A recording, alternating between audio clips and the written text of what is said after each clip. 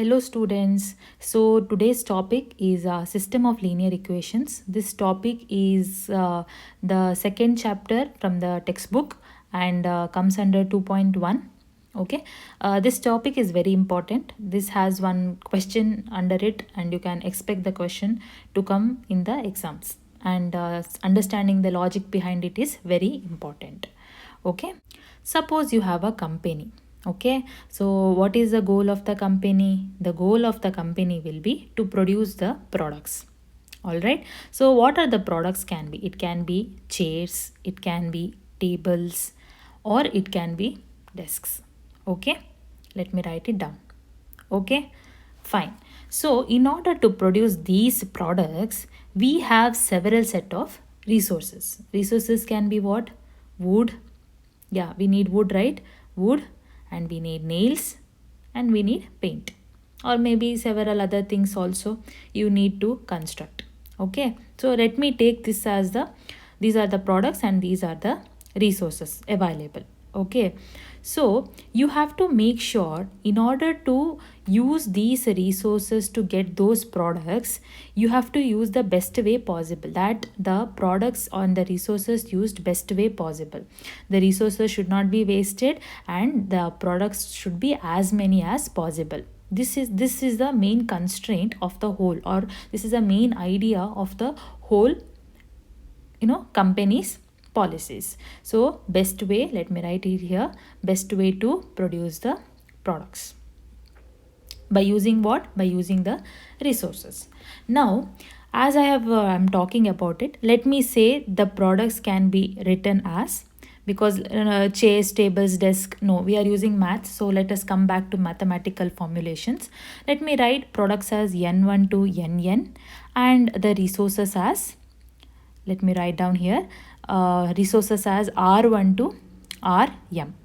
All right, resources as r1 to rm. So please remember this, products and resources. Understood? All right. So in order to solve these problems, we have 4 steps. Okay, 4 steps to solve the problem.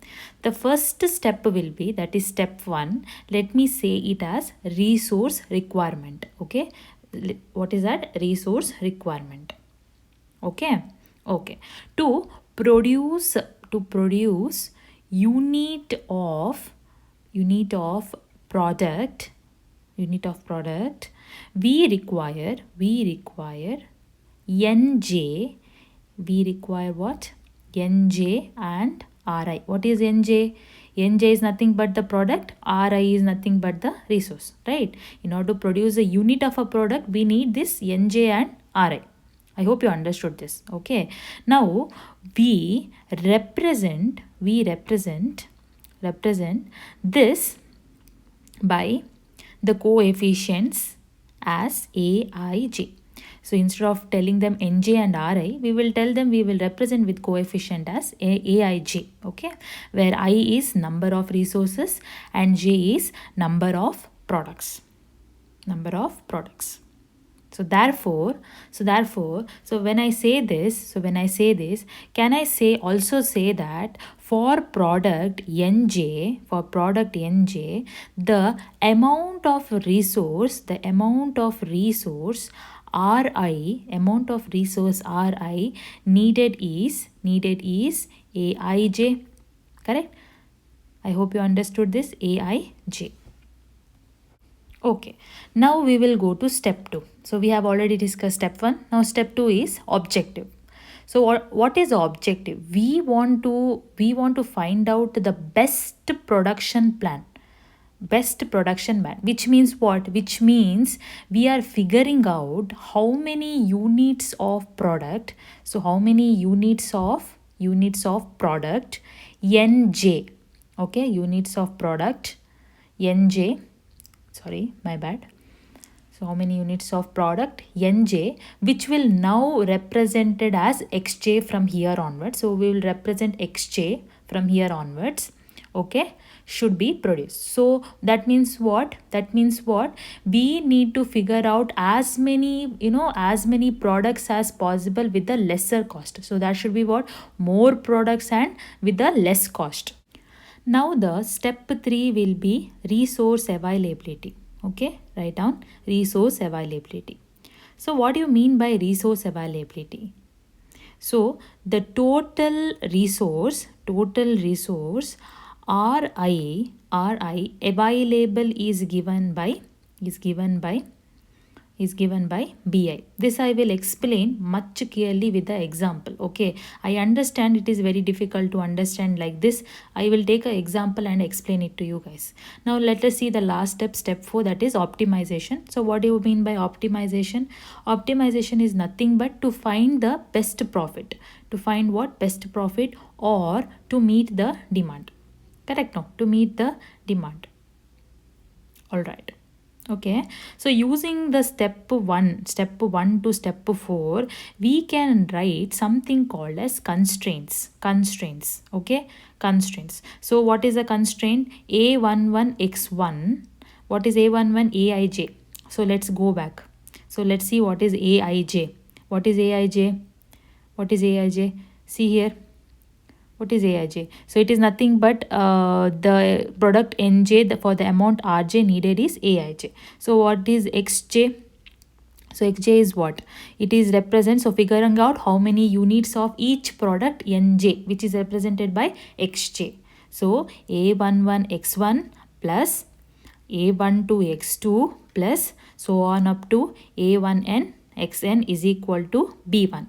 Okay, A21x1 plus A22 x2 plus so on up to A2n xn is equal to B2.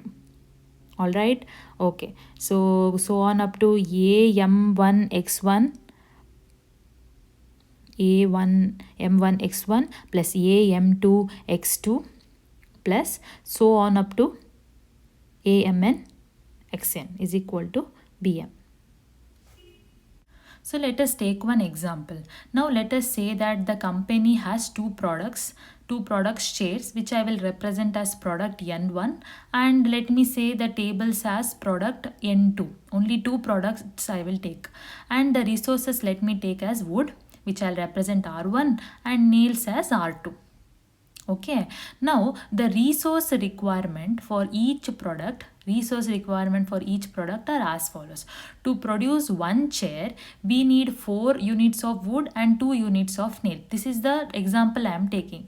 To produce one table, 3 units of wood and 5 units of nails. This is one illustration I am taking. Okay, now let us assume that we have the following resources available. So we have only 30 units of wood available.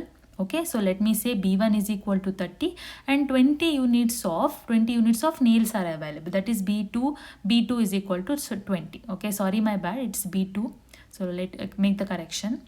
Now our objective is to find the optimal production plan. How many chairs and tables should we produce to maximize our output while we use the available resources. Okay, so let's represent the number of chairs produced as x1 and number of tables produced as x2. Okay, number of tables produced as x2. Okay, our goal, what is our goal? Our main goal is to maximize the total production, which we will represent as x1 plus x2.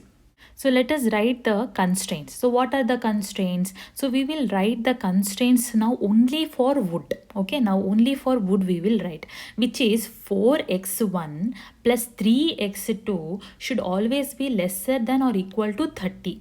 And now I will write for nails, only for nails. Okay, all right. So which is 2x1 plus 5x2 should always be lesser than or equal to 20. Okay, now we also have to write, the non-negativity constraints for x1 and x2. Okay, that is x1 should always be greater than or equal to 0 and x2 should always be greater than or equal to 0, meaning we cannot produce negative quantities of chairs and tables, which is obvious. Okay, now let us write the summary. So what is the summary? Objective is to maximize the x1 and x2.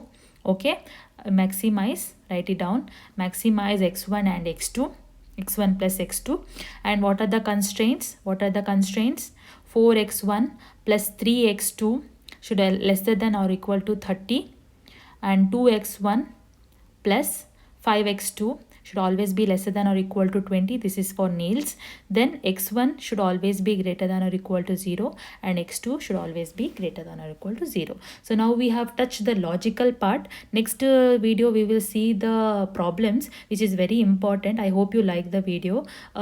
Please like, comment, share and subscribe to the channel. Thank you.